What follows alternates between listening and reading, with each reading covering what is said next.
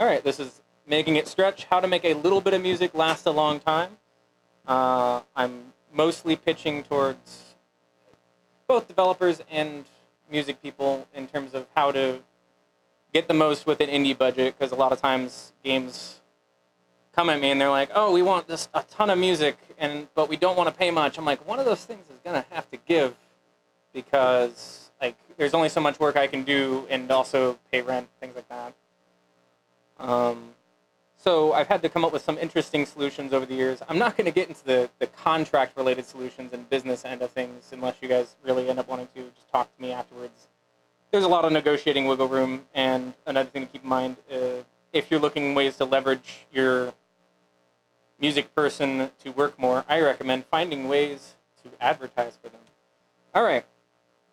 Reasons and solutions. Here are the reasons for not having enough game music. Not enough budget. It's usually the one. Not enough time. And not enough space, occasionally, with phone games. And here are 4 possible solutions I've come up with. And there's also probably possible reasons for not having enough game music, but I didn't think of them at the time of writing this. But possible solutions. And these are all the things I'm going to go over today. Create generative ambient music is number 1. It's probably the easiest one. Number 2, increase interactivity of game audio states. Number 3, create music that doesn't play back in the same order.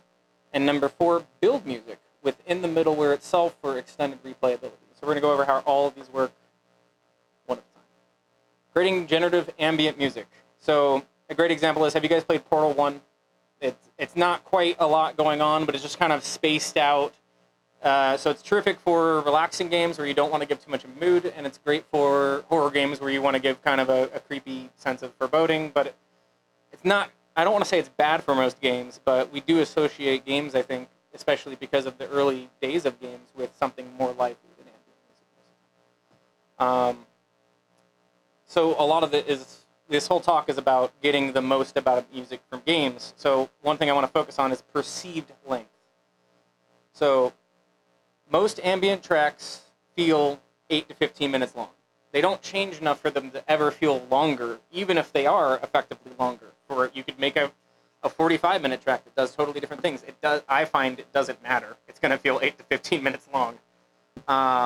That's why they do hit a point of what I would call diminishing returns. And we've kind of touched on the problems already.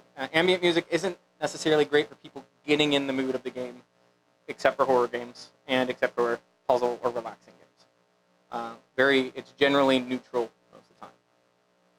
So this is more for the musicians in the room on this one.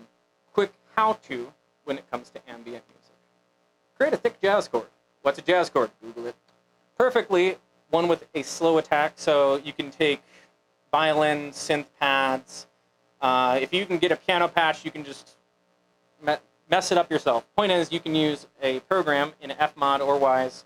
They have something called scatter in fmod, and it randomizes the playback.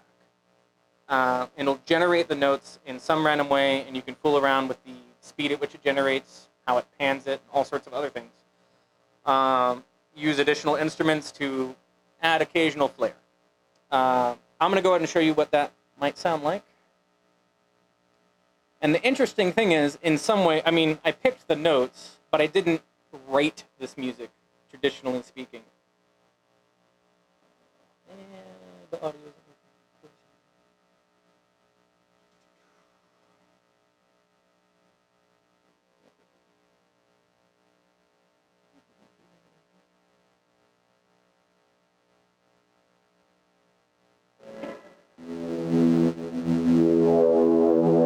All right, so I'm just playing the notes, so you can guys get an idea of what's happening behind the scenes here. This is my asset list. I'm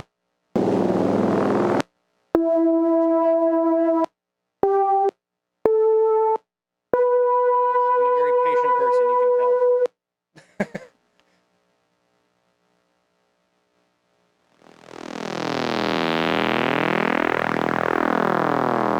So that little line is representing one note, but you notice now another one's coming in.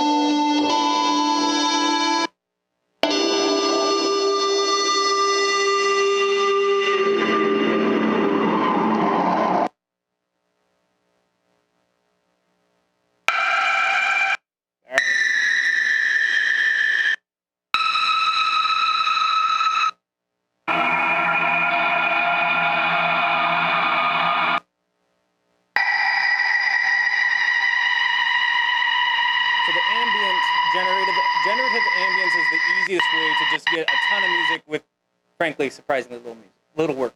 And this is all together now.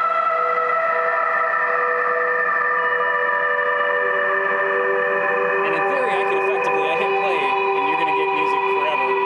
It'll never be the same. Yeah, give or take. There's one chord for that very first bass pad, and then everything else is just kind of crappy riffs off of it, and then it randomly plays back some crappy riffs. Just don't play it back too quickly, it gets noise jars.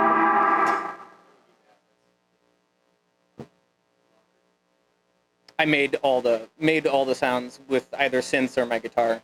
So the point is, quick way to, I mean, if you're looking for absolute cheap, just get someone to make a bunch of assets for you in a pad and throw it together, and frankly, that can go a surprisingly long way.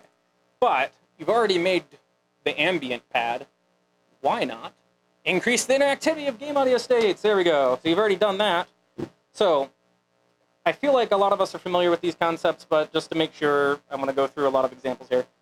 Tying health to audio, we're very used to, but not necessarily aware of the idea that as we're damaged, some kind of heartbeat's going to come up, or some kind of intensity, something to let us know, like, hey, dude, what the hell? All right. Changing music during boss fights, change music depending on the amount of enemies or if there's an enemy around the corner. It's a fantastic way to increase the longevity of any music in the game because, let's say, I'm picking a random one, like God of War or some other fighting game. I mean, I'm not saying they don't have a lot of music, but any kind of audio that's in a single state for any amount of time is going to annoy you after a while. And so in games like God of War, they have it so that when you're encountering an enemy, things are changed up a bit. It feels like you're going somewhere new musically, and then you're going to go back to more of an ambient state, or maybe just more action-oriented, but not quite as intense. The point is, we like those dynamics. And interactivity based on game states help us break up repetition. Even if the track wasn't that particularly repetitive, it just still, any kind of breaking up of the fatigue and monotony helps. I think I just ranted about that middle section there. If not, whatever. All right, problems. Mario Brothers, right? What are the game states in Mario Brothers? The original arcade game. Am I too old? But even a multiplayer game, it can be tough because, okay, well, now you have 4 game states for 4 completely different people. And in those cases, it can be very tough to identify game states to attach to. Like in the original Mario Brothers, you're alive, you're not. That's, you got 3 lives, I guess. You could attach it based on the number of lives. So there's one game state solution. But it is kind of difficult in those kinds of games, and there might be other methods to figure out game states. But that was certainly something I ran into at one point where the interactivity of game states would not solve it for me. But let's go ahead and figure out what interactive audio sounds like. So we're going to take that exact same ambience, and we're going to add interactivity. Yay! Okay. VLC.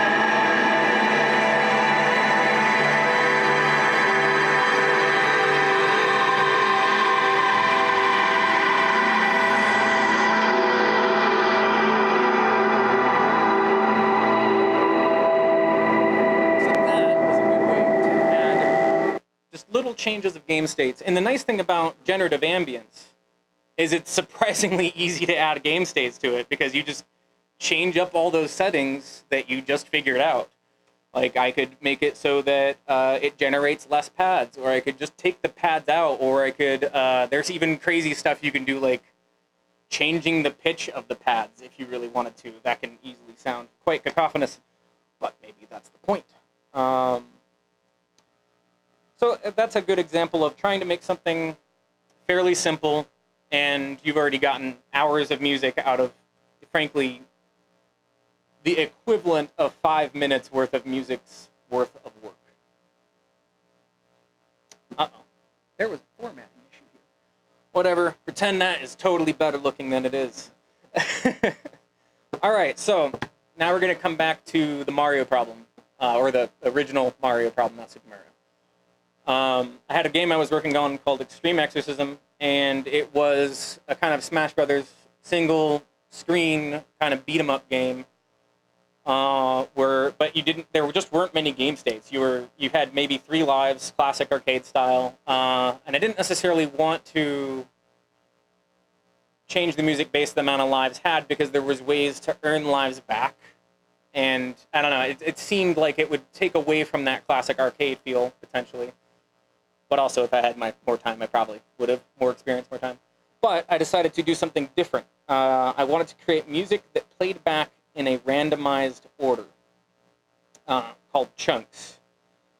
Since I would say the bulk of you are not audio people, the best way I could describe this is think of your favorite song. It's not an electronica dance song, and it has like a verse section, right? And that builds up, and you get to the chorus section. You can really often define those sections in kind of like 8 bars or something like that. There's a pretty distinct set amount of time for those. And what if I just made a bunch of those sections, just a ton of them, and then whichever one would play next could be whatever the computer wanted, randomize it.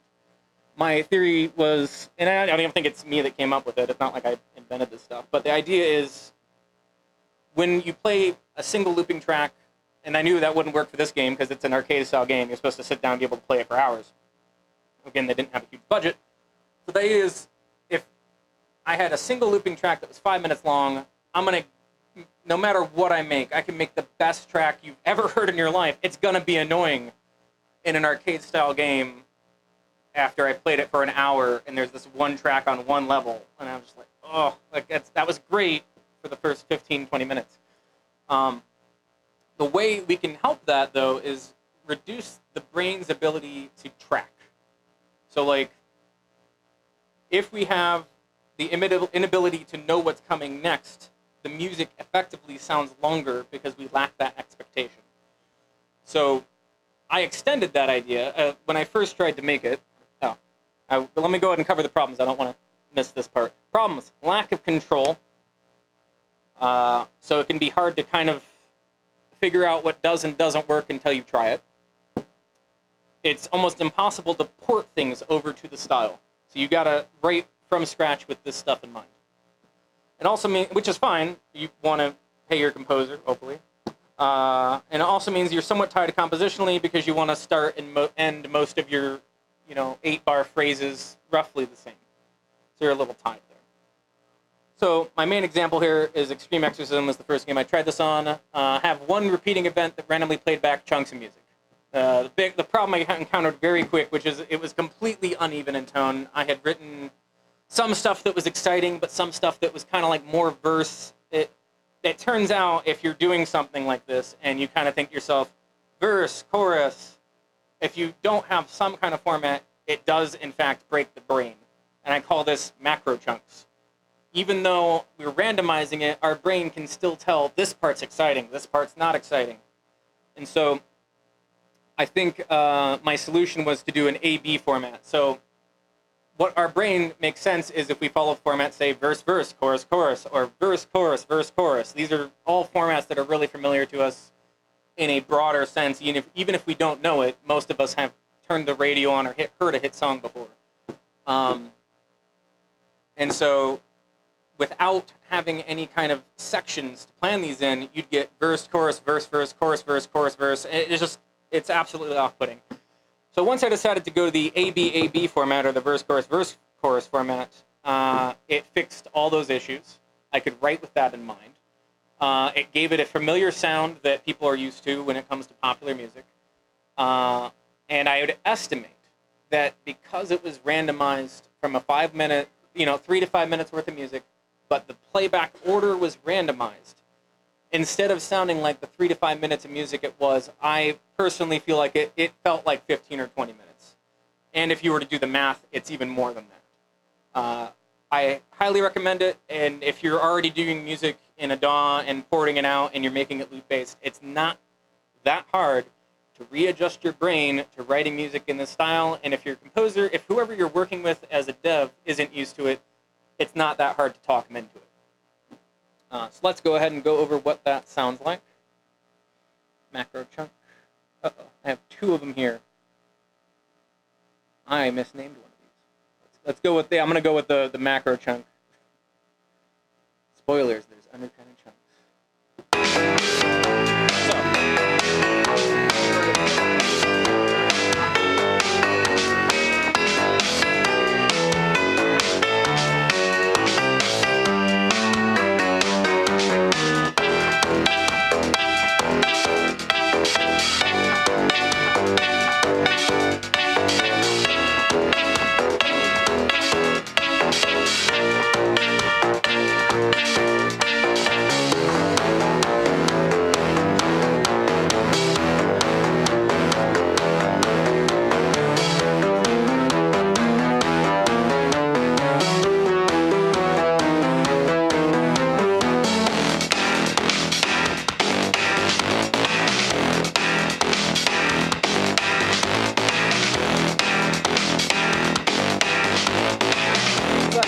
I am not going to play it for 20 minutes just so that you can find out.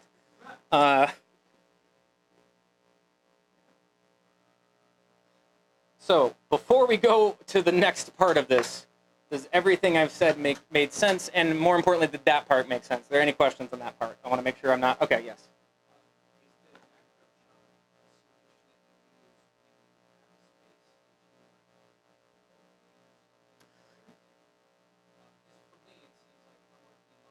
Mm-hmm.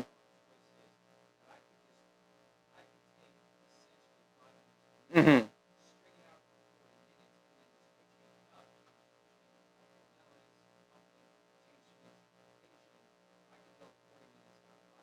Right. Here's the thing, though. Are you going to be able to talk your clients into paying for 40 minutes? I know, it's a little different. Yeah, and also, like, I do think there is a file space issue. It does seem a little inefficient. And then there's also just mixing. Like, I don't know about you, but mixing 40 minutes of music, that can be intimidating sometimes when you want to make sure there's no issues, and then mastering it, remastering it for an album. I mean, there's nothing wrong with that method.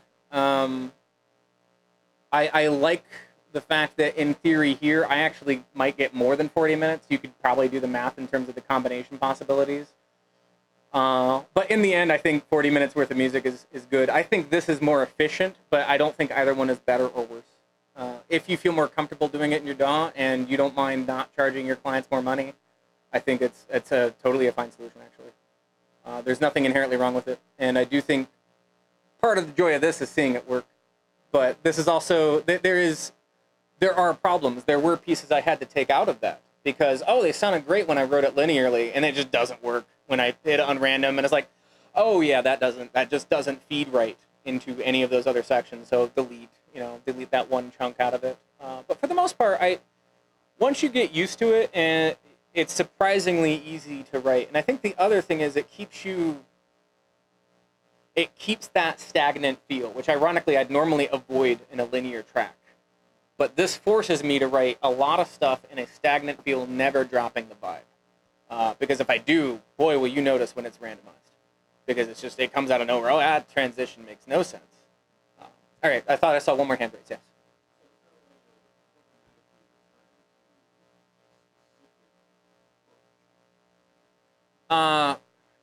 In that I could make one of those and not put 7 in it.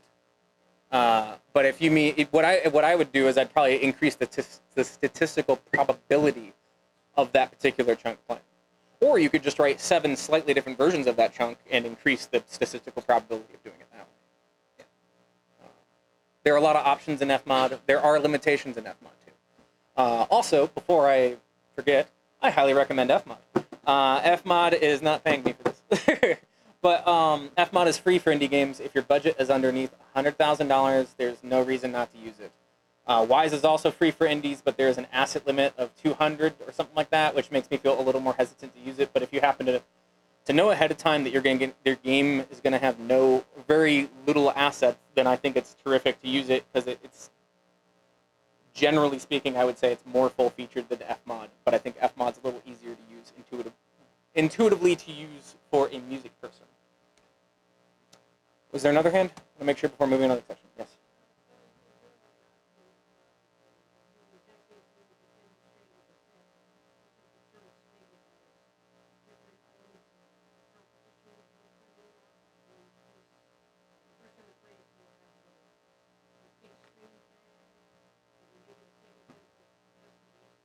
There are numerous ways to do so many things in fmod, but anytime you want to do something what I would call distinct, where I want to have different versions of the same idea in a row, you're going to start looking into effectively what I would describe as complicated folder structures.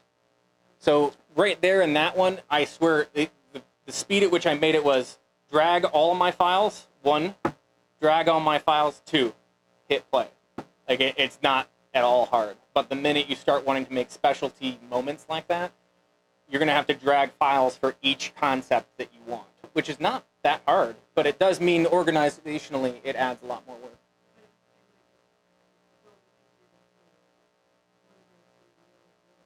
Yeah, I mean, yeah. There's numerous ways around it. I think it's kind of amazing the amount of ways you can tackle the situation with the knowledge you have of being able to do larger chunks like that in a pseudo-randomized way. Any other questions before I move on to the next thing? All right, cool. Next thing's harder. So, taking chunk-based music to the next level, which what I would call micro chunks. What if you made each instrument a chunk? This leads to a greater increase of perceived music to actual minutes ratio. So my personal estimate is 8x. Techniques to keep in mind when creating, because it is harder to do this for sure. Quality mixing is a must. Instruments must remain distinct from each other in all possible variations in order to prevent muddiness. So if you have a bass guitar, you're keeping it in one area. You have a guitar, you're keeping it in another area. Ghostbusters, don't cross the streams. You know what I mean? Like it's going to sound bad because they could end up playing at the same time. Because of the possibility space, instruments are a little more limited. You must stay in their range as not to step on other instruments' range, pretty much what I just said. With the tracks bounced separately, they might lack the polish and glue a normal mix that a good mixer would give it. If your composer is not a good mixer, you won't tell the difference. You can use middleware mixing to compensate, which I do recommend. Microchunks example. So the first one that I mislabeled is pretty much the same idea as the first one you heard, just taken one step further. In fact, I don't even know if I'd call this microchunk so much as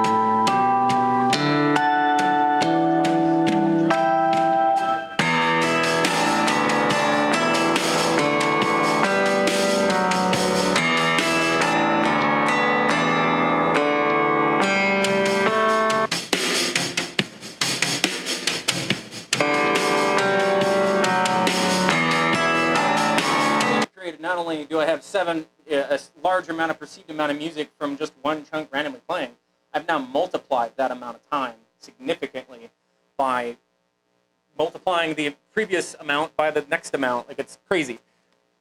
And we are, of course, actual quality of variation versus perceived variation. Sure, you might make music that is technically 5 hours long, thus I think the title of my talk in the pamphlet, but in reality, I'd probably say it's 8 to 10 times longer than it would otherwise be. Perception. All right, next example.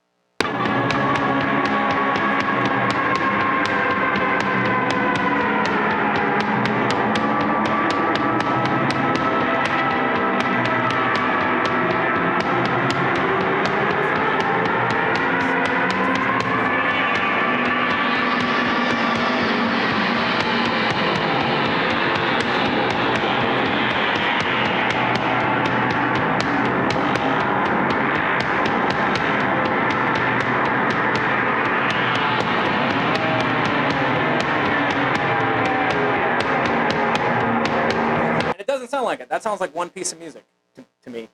I apologize if you think it sounds terrible. That's the final boss. Also, I love that guitar. Oh, that was fun to play. It's kind of an accident. All right, so now we're going to take it to the farthest level that I've taken it yet, which is 4 different instruments.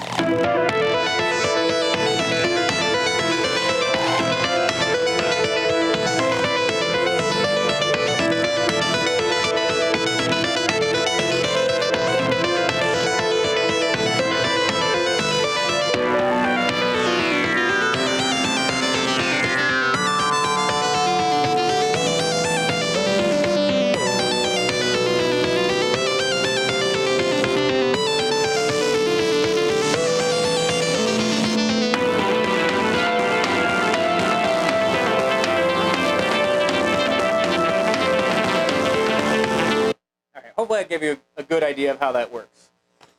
Compositionally, somewhat exhausting. You have to find ways to write something very similar yet completely different 8, 10 times. On the other hand, the results, the fact that I can, effectively charge, my per minute rate as a composer and give them effectively 20 minutes or more. I mean, mathematically, 5 hours worth of variation. I did the math. But perceptually, probably 15, 20 minutes worth of music. It's impressive. And it solves a lot of issues in terms of, if they want me to make changes to this one particular section or it doesn't sound good, cool, I just delete that exactly that one part that's a problem. So the original track, it looks like I claimed it's 1 minute and 45 seconds. Yeah. So if I were to make that a linear track and not extend it through my own variations in the DAW, it would be about 1 minute and 45 seconds. Problems. Compositional style is cramped. Dynamics are limited. It leads to what I call a sort of ear fatigue, which is to say, while it adds a lot of length variety, it does not have a sense of dynamics inherently. It does mean if you were to make, say, an arcade-style game, I would actually not recommend that method because, unless it's a quick game, if you're talking about a game that you're supposed to play for a long amount of time on a single screen, I would call it mentally fatiguing because inherently the sections are all surprisingly similar. And even though there's a lot of variety that it generates inherently, it does, if I were to play it consistently in an action game, I'd go nuts. It would not be pleasant because of the lack of dynamics inherent in the structure. But if you were to, and I don't have an example for this because I haven't been paid enough to do it yet, but next project, who wants to pay me, will totally do this. I want to combine the two ideas, or even take it further from Extreme Exorcism, because Extreme Exorcism had a verse-chorus feel. You had a more extreme vibe along with a more driving vibe, and you had the two going back and forth, which created some kind of sense of dynamics. If I did what I just showed you, but I did it twice, one with higher build, lesser build, I could go back and forth between them in some style, something. Creating a combination of both macro and micro chunks, I think, is truly the right answer for this technique, and I really look forward to personally developing in the future, and I hope some of you go out and find other people and talk them into this crazy madness as well. All right, so solution, oh, yeah.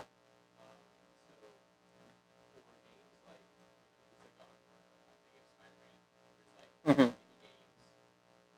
Right. Mm-hmm. Right.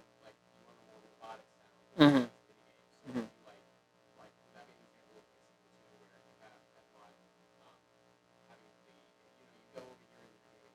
Mm-hmm. Oh, yeah, yeah, yeah. So what you're getting to is what I'll be talking about in a second, which is mixing all these techniques together.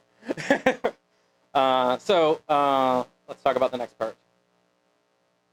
So the next thing is, I think, taking the same idea and getting so micro with it that you're no longer talking chunks, which is creating original music in fmod without using an external DAW. Just using fmod itself kind of to make your music. It can be, if your problem isn't time, your problem isn't money, but your problem is instead footprint.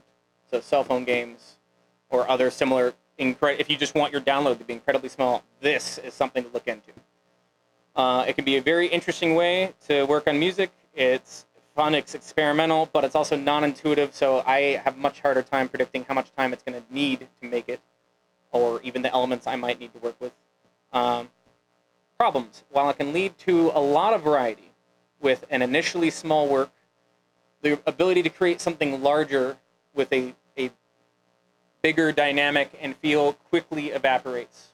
And you can tell fmod isn't made for this.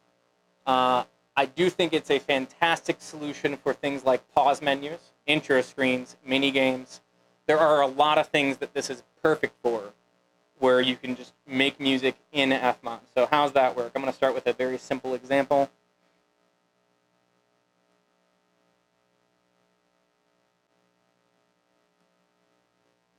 All right. So what I have here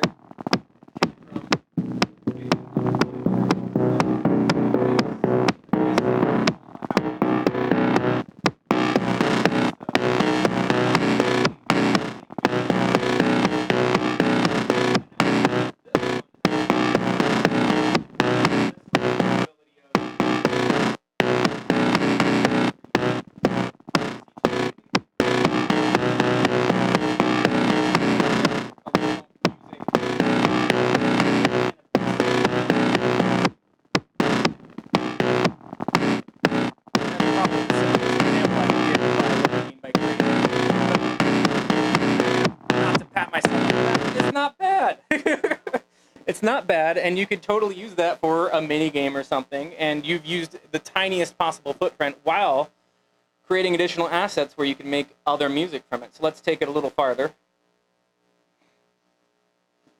So these are some chords I made outside of that.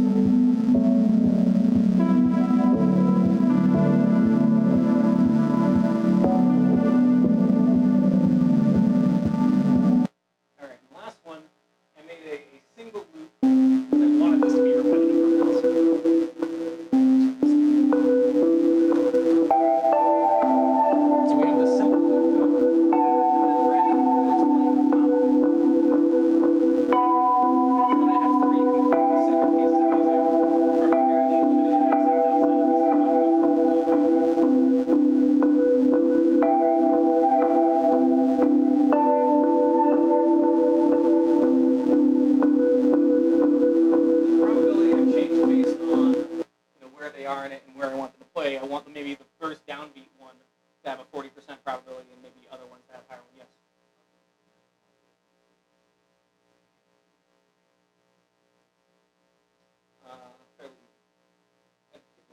Depends on what you mean by change things. Can you elaborate?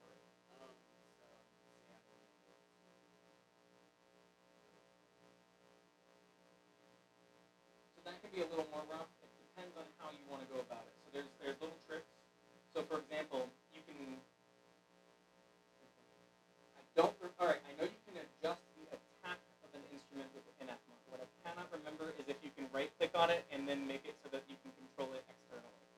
So my answer is I think that would be fairly easy, but I haven't tried it personally, and I know there's occasionally something in fmod that I want to right click and say, oh, you should be able to control this from outside, and it's like, nope. I'm like, why? Why would you limit me in this way? But, until you try, it's hard to know on that one in particular. The other way to do it, which would be the hard way, is you could have a container and you could play multiple MIDI velocities of whatever you want of a particular note, and in that container build something that switches in and out, and then you could probably just change the pitch of that one sample numerous times, but that would kind of give you an SNES style sound, which is what you're going for. It's great, but if it's not what you're going for, you're in for a lot of work as you redo that sample numerous times to try to get the appropriate sound. But doing it once wouldn't be hard. Be doing it the numerous times that would end up causing a lot more work. Yes.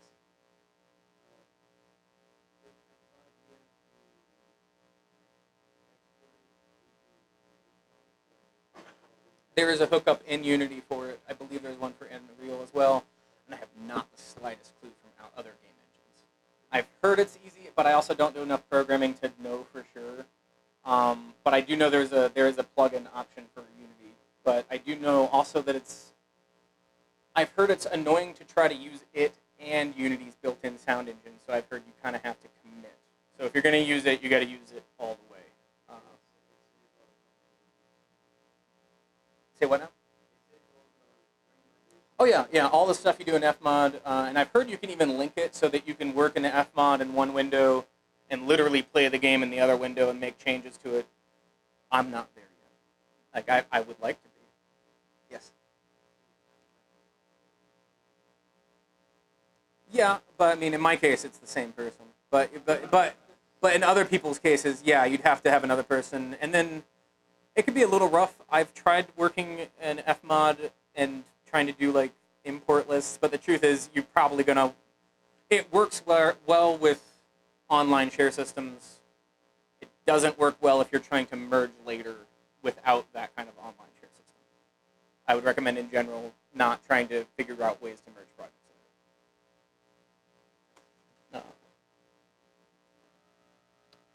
So that's the compositional side.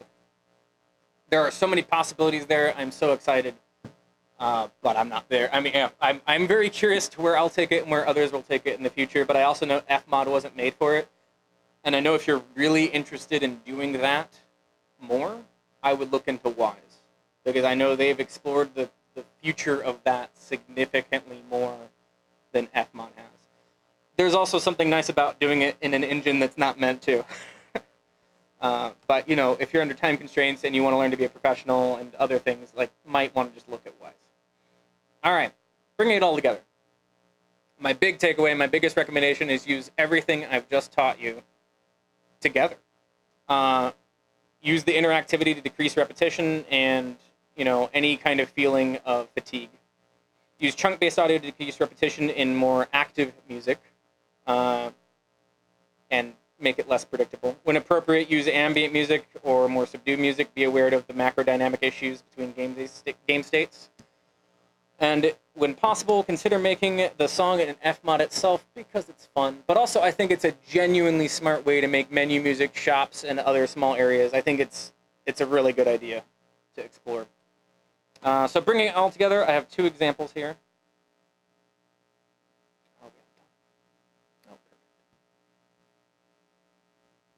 Bring it all together, number one. This is that one Metroid-esque game.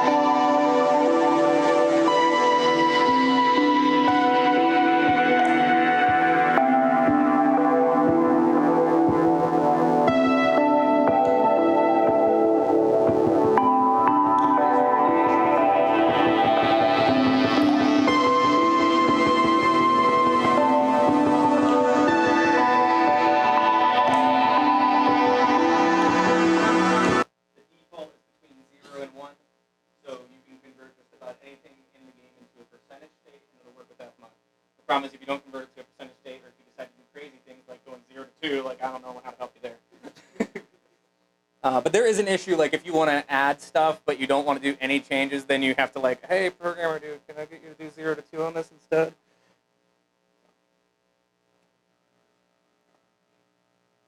Yeah. You just have to tie it to whatever you want, health states. I'm not a programmer, so I can't tell you quite as much about that as I would love to. I wish there were more talks on that. All right, here's the Metroid. So there's the other one I showed.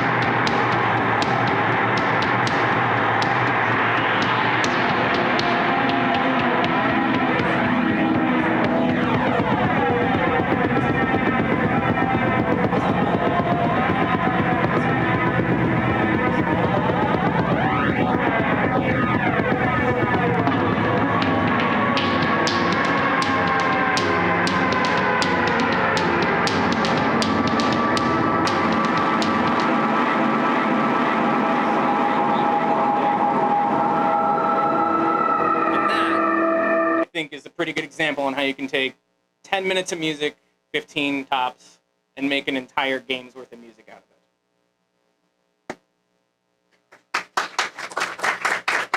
And then it goes horribly wrong. I didn't tell you the hard part. The hard part is it didn't work. Sometimes things don't work out as planned. Thank you for clapping. It made me feel really good. The good news is you can record the output of fmod, little asterisk, fmod does not natively support audio outputs, you have to use external routing, and similar software to get the music to make a looping file or make something new. It's easy to do exactly what you were saying earlier and record 40 minutes worth of music because you just recorded the output of fmod, and I did not charge the clients for it, obviously. But I felt bad. Things just didn't quite work as we wanted. The game had changed. There's numerous reasons I can give. The point is, a little heartbroken. But my point here is there's no risk in using fmod. Fmod wasn't the problem, by the way. It was more the game and things had changed. Other things, not fmod. Just wanted to assure you guys. But I extrapolated the ambience into a 20-minute loop, merged it with some action music, and did exactly what you were suggesting, which is take all that variety I'd made and then just kind of work it out in my own DAW, and it was good. And because there was no interactivity, we lost it all. All that beautiful, beautiful interactivity. We did have the option to rethink the action music and find ways to make it less fatiguing. The problem is now it no longer reacts to the game state. But it is no longer as fatiguing, and it is more pleasant to listen to outside of the game. But in the game, I do genuinely feel the previous, not in the game, but like in the game as we imagined it, it would have been fantastic.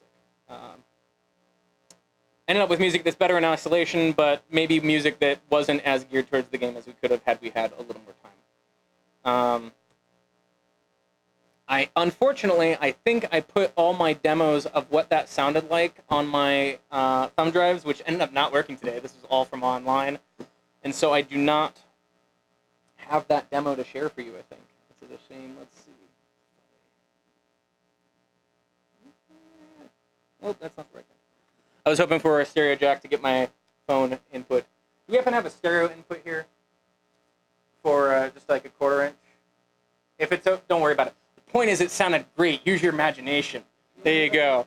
It sounds way better in your head. But no, really, I'm super happy with how what you were mentioning kind of turned out, where you just got to take all the variety you'd inherently made, use those same ideas, and apply it to a linear format. It does, in fact, mean we have a 23-minute WAV file for that game.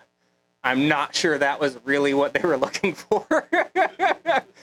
But it is interesting, and it was a lesson well learned, I think. I don't know what the lesson was, other than worth the risk? Yes.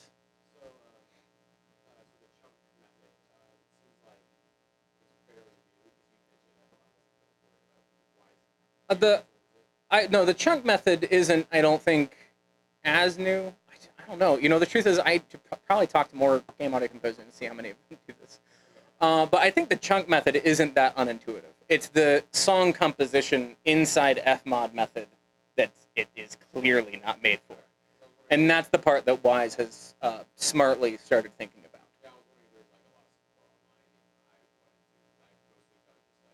Yeah.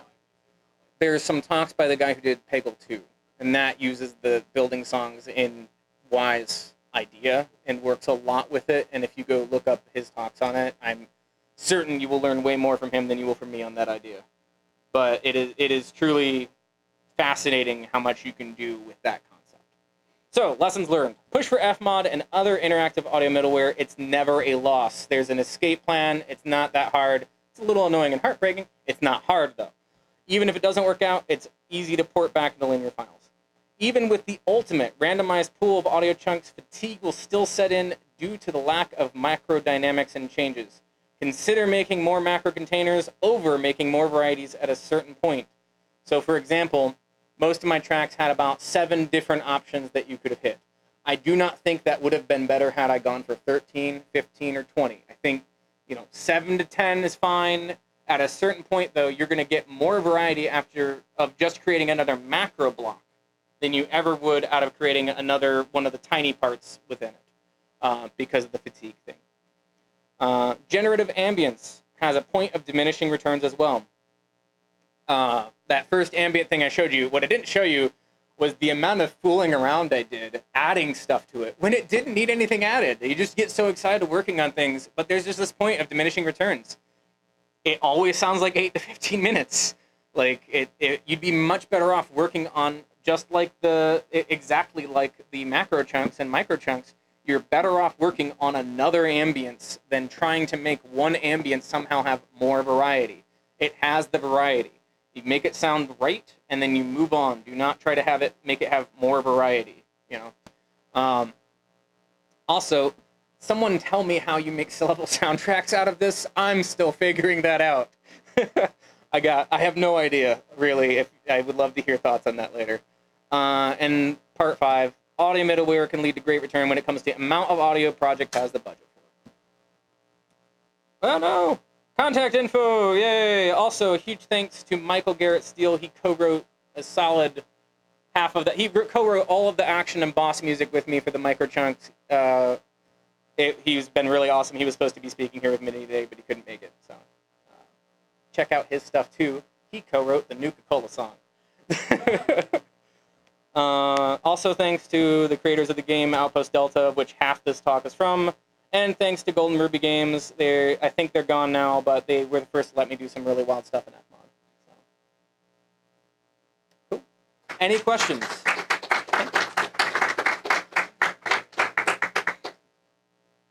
Yes.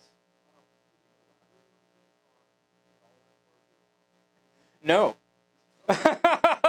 No, here's the truth. I can't because I don't really know what else to elaborate on. At a certain point in a project, you're tired, and if something's not working and they're going to tell you that it's not working, you just need to listen and not ask that many questions. I feel like if they were telling me it wasn't working, they wouldn't have said that if there was a small problem with it. And I think my personal takeaway, I had mostly been working in what was the original demo box of the game. It was a vertical slice. In the vertical slice, it was incredibly Metroid and isolating. I think what happened is the game, as the game went on, it became more Castlevania-like, and you were encountering enemies a significant amount of time, which meant that music was always going. It was never hitting the ambient part. It just wasn't working as intended. I don't swear by that answer, because the truth is we didn't really talk about what went wrong, because I was just like, all right, solution time. Because if they're at the point where they're telling me that, then I just assume we're at the point where it's just there's nothing I can do. Yeah. Sure.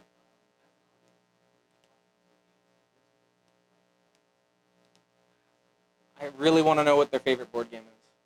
Oh wait, no, you mean related to development though, I'm assuming.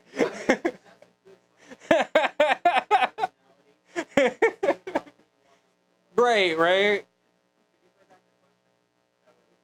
Oh, sorry. What was the question? It was how. What questions do you ask developers when working on a project? Is that right? Yeah. No. So the usual question is, what do you want? What vibes do you want? What other games can you think of? It's usually just trying to pinpoint how to give them what they want, and also how to apply what you know when you do know somewhat better than them on some things, like repetition. I had one project that was, I don't want to get into details so you don't know which project it is. I had one project that was very not intense, and it's the kind of thing you do not want to have a timer feeling towards. Let's say point and click adventure or an adventure game where you're supposed to slowly explore your surroundings. Guy was a huge Nine Inch Nails fan. I can relate. I love Nine Inch Nails. It's half of why I got into this. It's great. But I tried drums in the game, and it was just a terrible idea. I mean, you want to talk about frustrating. Trying to solve puzzles where a clock, a tempo, is just driving you nuts, and you can't figure out. It's just something I figured out. I tried to make it. I'm like, no, we can't do this. It's like, what do you mean you can't do this? I'm like, I'm not doing this. It's going to torture the players. It's a bad idea, and it's, yeah, that's a tough one. But sometimes you got to attempt to put your foot down. I mean, you only go so far. Like at a certain point, it's like, hey, you're paying the bills. I'll do whatever you want. But, does that answer your question? Yeah.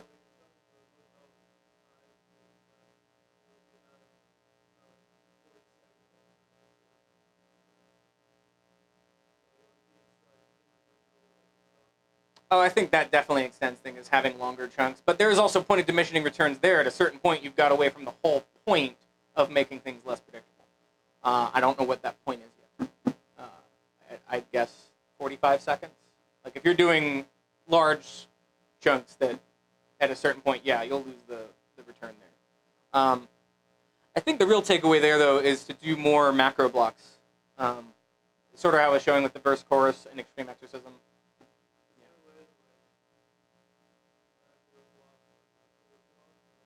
Yeah, I mean, you could take it further. I mean, I used verse chorus because it's pretty, most people know how songs feel.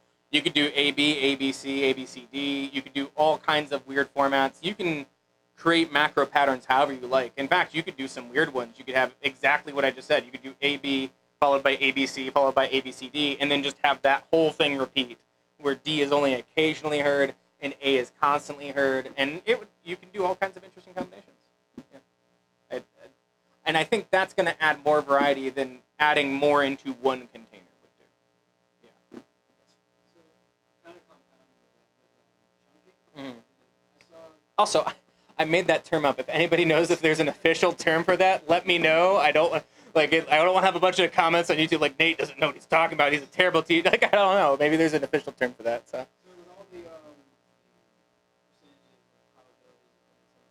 Yeah.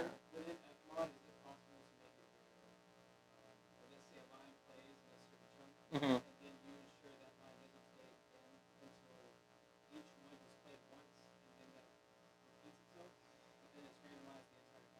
So there is a method for it to play where each one is repeated. I think there is an option for that, but I honestly don't remember. Um, yeah. I know there's an option to do that, but I think it has a tendency to do it in order, which is the problem. Not defeats the whole purpose. But I do know that it won't play the same thing twice in a row now. It used to, but the current build does not. Yeah. Yes. Oh, I appreciate it. Cool, cool. I'm glad to inspire. Somewhat related. How do you make things sound? That's what you there's so many weird sounds and stuff. I want to do that, but what's the space? Oh, man. There's a great program called Omnisphere and a great program called Diva and a great program called Repro, and I recommend all three, and that's all I got for that. I'm sorry. Yes, there's one by U-He, U-He, and I forget what it's called, but it's something legit ripped off from Blade Runner. It's something based on the name of something from Blade Runner. It's like based on one of the Android short names or something like that. But you can search for it, free U-He plugin synth, and it's one of the best free synths. I mean, it is, I'd say, the best free synth. And it's almost on par with their paid synths that cost like $150+. Yes. Go for it, yeah. Not free after 60 days, you know it. You're supposed to pay for it.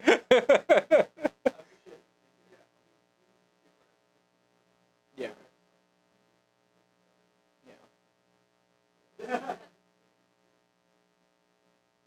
Any other questions? Awesome. Thanks for coming. Oh, yeah.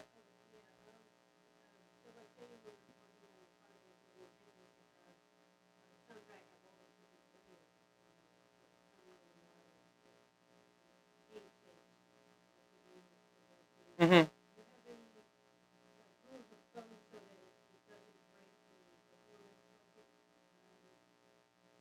Ah, no.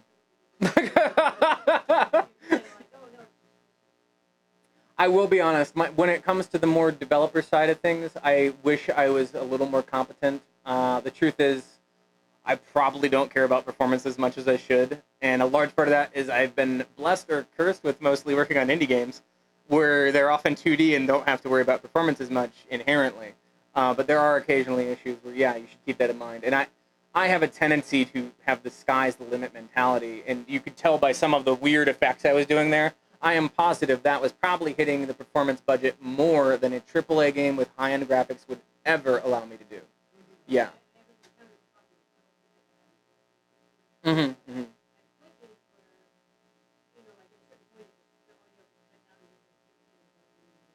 Oh, geez.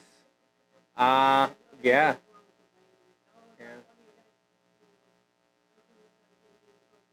I think the main issue there is sometimes, the audio is the first to go when it comes to prioritization. Yeah. I don't agree with that decision. I think it's surprisingly noticeable, and that's a bad idea. Yeah. And there are really good built-in tools in fmod to help you with performance analysis. I don't know more about that. I wish I did, but I do know there are methods online. Yeah. There are tools for it, at the very least, I can tell you that. Any other questions? Cool. Thanks for coming, everyone. It's been awesome talking.